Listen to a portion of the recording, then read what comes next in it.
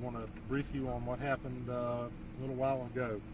At about 12:35 p.m., the Clay County Sheriff's Office received a call in our communications center from a Michael Allen Altice, A-L-T-I-C-E.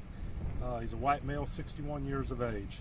Mr. Altice indicated that deputies need to come to his residence out here, that he wanted to shoot somebody. He was going to commit suicide by cop. He said, y'all better bring help. You better bring it with you. I think was something to that effect. Be ready when you get here, and made those type of threats. Officers responded, parked their patrol cars sort of behind you here, and approached the residence. As they went to the front yard, there is a motor home parked in the front of the residence that Mr. Altice had been residing in for approximately the last month. The property there is family property, and other family members were inside the home where the motor home was parked. Mr. Altice came out of the trailer, out of the mobile home, the motor home, carrying a weapon, pointed it at the officers and made threats. The officers gave instructions for him to drop the weapon and not point it at him. He continued to persist.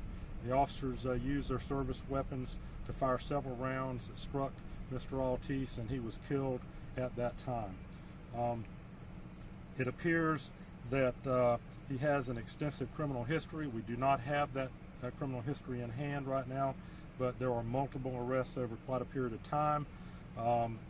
We have called the Florida Department of Law Enforcement, which is a matter of routine, to investigate any officer-involved shootings involving a Clay County Sheriff's deputy.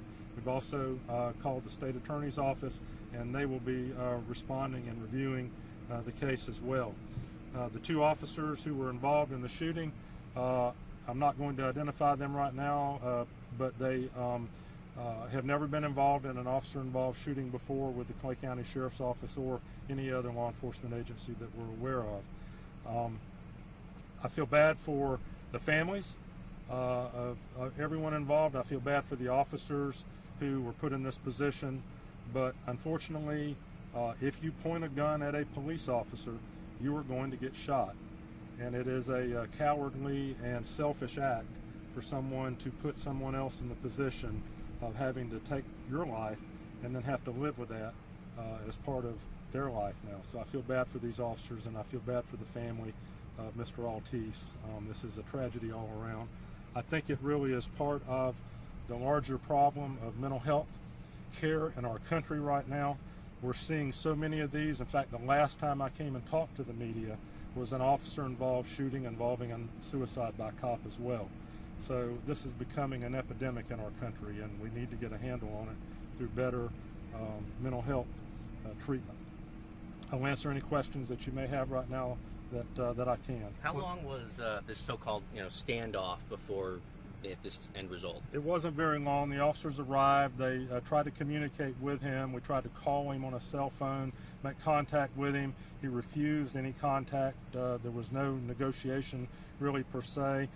He came out with what appeared to be a firearm in his hand and pointed it at the officers, and they were forced to use deadly force at that time. Was Mr. Altice the only one who was located at this residence, or did he have family members who were inside of the residence? There are other family members inside the residence. He was the only one that was inside of the motorhome at the time, but there were other family members who were inside the home who were we were kind of concerned about their safety. Do you guys know why he had been in the mobile home instead of in the house? Well, I think he'd been staying there over a month, I guess as a guest, and we really don't know any more beyond that, but he was staying in the motorhome in the front yard. Did they say what led to this? Well, I think he was distraught about some family problems. We're still looking into that, but I think he had some personal issues that maybe pushed him to feel like suicide was his only course of action. Any particular motive or reason this would be done on Christmas? Did he give any indication? Well, Christmas is a time for people to celebrate with families and be with families, and if he had family problems, it's tough on people, and especially if you do have some proclivity to have the inability to deal with issues and think that suicide is the answer, it can be very difficult for you. What kind of firearm was he holding at deputies? It was a handgun. We don't, excuse me, we don't bother the evidence. We let FDLE do that. So the FDLE will be examining the weapon, and that'll be part of their investigation and part of their report. In What are some terms of of the the two challenges? officers, will they be on administrative leave or? As a matter of routine, officers are placed on administrative leave for 3 days. We do have a very robust counseling program in our agency that we monitor these officers for the next 12 months to make sure that they're, especially in a situation like this where you find out that someone puts you in a position to have to use deadly force, and it makes it particularly hard on those officers. And I feel bad for them, I really do. And it's part of the stress that goes into being a law enforcement officer. I know you said you weren't naming them, but can you tell us how many years each? Yes, one officer has been on for 1 year, and the other officer's been on for 2 years. So they're relatively young officers. How long ago was that last suicide by cop? It was last summer, probably. I think it was around July. Was it July 4th weekend? Maybe. I'm trying to remember. It was in. It was midsummer. It was midsummer. Was the last one we had here in Clay County. When you all get a call like that, It was Lake Asbury area.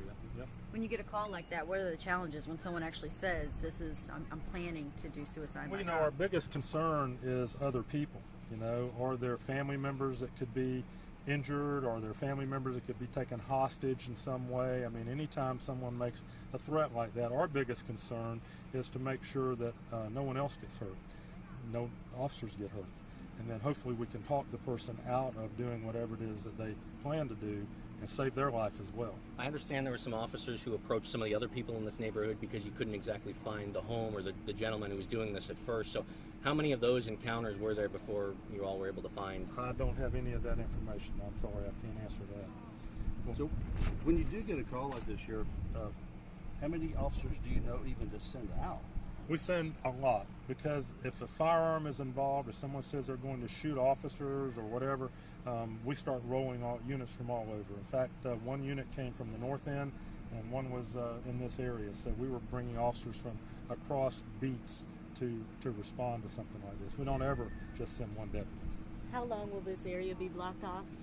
Probably for another hour or two, as FDLE just arrived. They're going to have to do what they've got to do. They'll be doing interviews, collecting evidence at the crime scene, spent bullet casings, things like that. It'll be closed off as long as it takes. Were there any children? It's inside out of the our home? hands now. It's in their hands. Were there any children inside the home? I don't know that information. I don't believe so.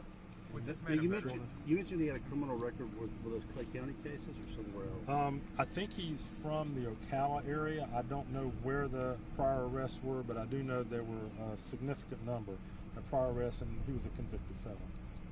Were they? I know you said you didn't have a lot of specifics. Any like a violent past in those arrests, or? It's we have to wait till we get here and see it right now. Yeah, we don't have the actual rap sheet that's being transmitted out to us, so I can't answer that. That'll be available for follow-up reports to the media.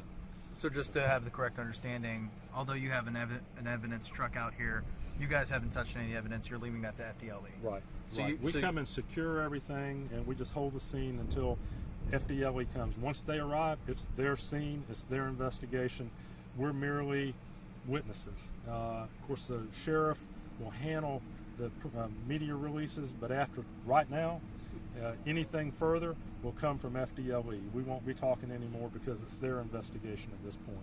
So you can't comment on the type. I know you said you don't know the type of gun, but you don't know if it was loaded, unloaded. We any of can't that stuff. comment on any of the evidence because it's not our case now. It's FDLE's case. That's the point of bringing in an outside agency, is to protect the integrity in the investigation and make sure that we don't tamper with anything.